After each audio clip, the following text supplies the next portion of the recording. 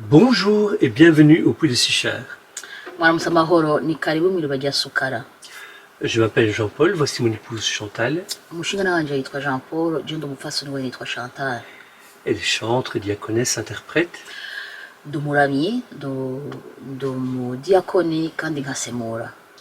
Et je suis évangéliste. J'aimerais aujourd'hui revenir sur les moments qui précèdent la sortie d'Égypte.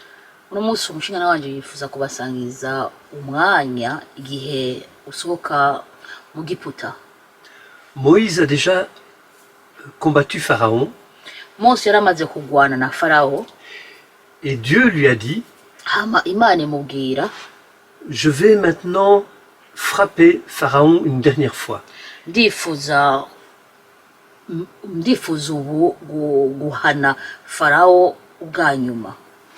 Et ensuite il vous laissera partir. Mais Dieu demande à Moïse de faire quelque chose avant. On va lire Exode 12,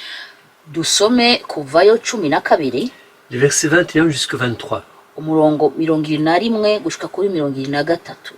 Moïse appela tous les anciens d'Israël et leur dit, allez prendre du bétail pour vos familles et immoler la Pâque. Vous prendrez ensuite un bouquet d'hysope, vous le tremperez dans le sang qui sera dans le bassin, et vous toucherez le linteau et les poteaux de la porte avec le sang qui sera dans le bassin. Nul de vous ne sortira de la maison jusqu'au matin.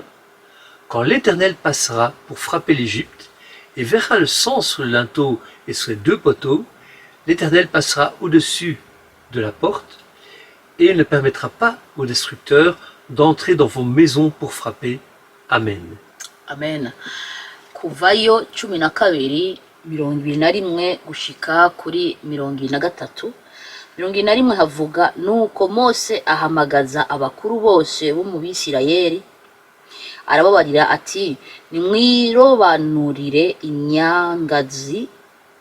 imyangazi uko amazu yanyu angana muyibagire Pasika.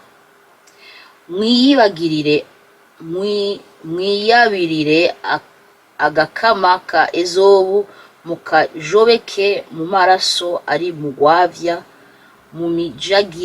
mumijagire ayo maraso hejuru y'umuryango no ku bishima ryango vyompi, nihaze hagire umuntu n'umwe muri mwebwe asohoka mu nzu yiwe gushika mu gitondo, kuko Uhoraho azohaca azanywe no kwica abanyegiputa, kandi ahazobona ayo maraso hejuru y'umuryango no ku bishima ryango vyompi, Uhoraho azorengana iyo nzu, ntazokundira umuranduzi kwinjira mu nzu zanyu ngo abice. Amen. Amen. Israël est encore en Égypte. Isirayeli bari bakiri mu Giputa. Ils sont encore en esclavage. Bari bakiri mu buja mu ico gihe. Mais Moïse, selon l'ordre de Dieu, ariko Mose mu mategeko Imana yamuhaye, leur dit, yababwiye, ce soir on fait la Pâque. Uno munsi turagira umunsi mukuru wa Pasika. On mange un agneau, turaza kurya umwagazi, en famille ou avec les voisins. Turi ku muryango cyangwa ni n'ababanyi. Donc Dieu leur dit de célébrer la libération avant d'être libres.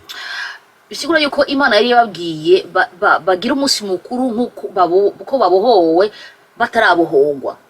Car une fois que Dieu agit, kuko Imana imaze gukora, ce n'est plus le moment de fêter ou de traîner. Ntabwo ari umwanya wo kugira kandi iminsi mikuru cyangwa gutebera aho hantu. Il faut suivre. Utegeza gukurikira. La Bible insiste. Bibiliya irabishimanganya cyane. Ne vous lamentez pas. Ntimwitotombe. Et on a ici un bon exemple. Aha dufise akarorero nyako. Bien sûr, Israël s'est lamenté. Ego Abisirayeli baritotombye. Ce sont même ces cris qui ont alerté Dieu. Nako karuru bakomye Imana gatumye Imana abasanga. Et qui ont fait que Dieu envoie Moïse pour accomplir sa promesse. Byagize uko Imana yaciye arungika Mose kugira asohoze isezerano ryiwe. Mais une fois que tu as la réponse à tes questions, umaze kuronka inyishu y'ibibazo vyawe ou que tu commences à voir un début de solution, cyangwa utangiye kubona gato gato ko inyishu iriko iraza, arrête de te lamenter hagarika kwitotomba, et célèbre ce Dieu hamutangure guhimbaza gutazira iyo mana qui va agir. aza gukora. Éclate en louange. Tangura witazire, Car une fois que Dieu va commencer à bouger les choses, kuko imana niyagera aho izotangura kunyeganyiriza ibintu, toi-même tu n'auras plus le temps. nawe kubwawe nta kanya uzoba uronse. Rappelez-vous le dernier repas que le Christ prend avec ses disciples. Nimwibuke imfungurwa ya nyuma imana ya Kristo yari yasangiye n'intumwa ziwe, C'est juste avant d'être crucifié. ni imbere yo kuba mubamba. Ils font la fête, Bagize umunsi mukuru, ils font la Pâque, c'est la Pâque juive. bagize umunsi mukuru wa Pasika wari uw'Abayahudi icyo gihe. Et c'est après que vient l'épreuve. Mu nyuma niho ibigeragezo vyaje. Bien sûr, après la résurrection, Jésus va encore manger avec ses disciples. Ego mu kuzuka kwa Yesu azotangura kandi asangire n'izo ntumwa ziwe, Mais ce n'est plus la même chose. ariko ntabwo ntibizowaco kimwe. Ils ont célébré la libération, la résurrection avant que cela n'arrive. Bagize umunsi mukuru wo kubohorwa, umunsi mukuru wo La résurrection.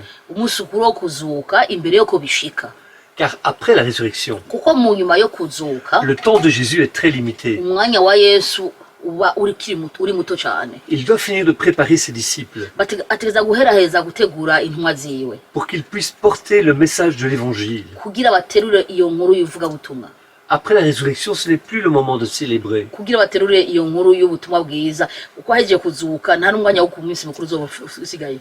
Dans notre monde, Mu isi yacu on fait la fête en cas de succès. tugira iminsi mikuru iyo umaze gutsinda ikintu kanaka, Mais dans la Bible, ariko muri Bibiliya dans certaines circonstances, mu bice bimwe bimwe on fait la fête avant la victoire. ugira umunsi mukuru imbere y'uko uronka ubutsinzi, Car la victoire ne s'obtient pas dans les lamentations, kuko ubutsinzi ntabwo buronka mu kwitotomba, mais bien dans la louange, l'adoration et la glorification de Dieu. ariko ubutsinzi uburonka iyo utaguye guhimbaza gutazira Imana. Ça se passe ainsi non pas parce que c'est un caprice de Dieu, Ivyo biba gutyo atari kubera Imana yashize yashaka kugifinata navyo, mais parce que c'est une marque de confiance, ariko ubu weretse ko uyizeye, un acte de foi.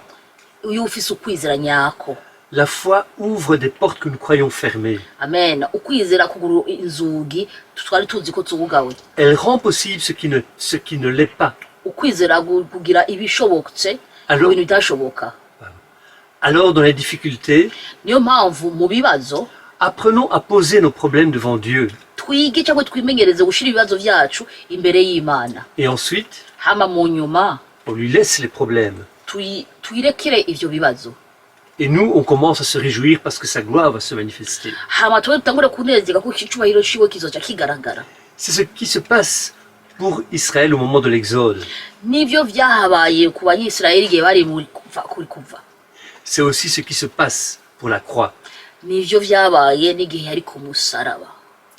Et vous me direz, et si ma prière ne se réalise pas? Hama nimwambwira isengesho ryawe nitashoboka, Je vous dirai, nous devons aussi nous réjouir. dutegeza neza kubabwira yuko no muri ivyo bihe isengesho yawe itasohotse, utegeza kandi kunezerwa, Car Dieu sait ce qu'il fait, même si nous ne comprenons pas. kuko Imana irazi iriko irakora naho twebwe tudatahura.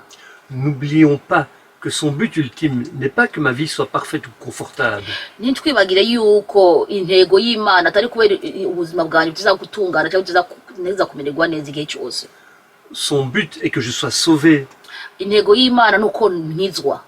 Et je pourrais ici encore développer beaucoup d'arguments, Ndashobora kubasigurira kugira ibindi bisiguro byinshi nobaha, mais je crois que l'essentiel est là. ariko igihambaye c'agaciro kiri ngaho. En toutes circonstances, faire confiance à Dieu, Muri byose mu bigeragezo byose ducamwo twizere Imana même si ce n'est pas facile. naho bitaba vyoroshe. Amen. Amen, amen. On va prier. Dusenge. Père, je te rends grâce pour tout ce que tu nous enseignes au travers de ta parole. Data ndagushima ku bintu byose uriko uratwigisha biciye mu ijambo ryawe. Tu Tu nous invites à célébrer la victoire avant la victoire. udutumira guhimbaza ubutsinzi naho tutarabubona, À nous réjouir parce que tu vas agir. no kugira umunezero kuko uza kuduserukira, Parce que nos prières ne te laissent pas indifférent. kuko amasengesho yacu ntagenda uko, Et peu importe ce que nous voyons, ntacyo bitwaye ibyo tubona byose, tu agis toujours en notre faveur, wamukora ku ruhande rwacu, avec un seul objectif, ufise intego imwe gusa, que nous soyons sauvés. yuko dukizwa by'ukuri. Amen. Amen, amen.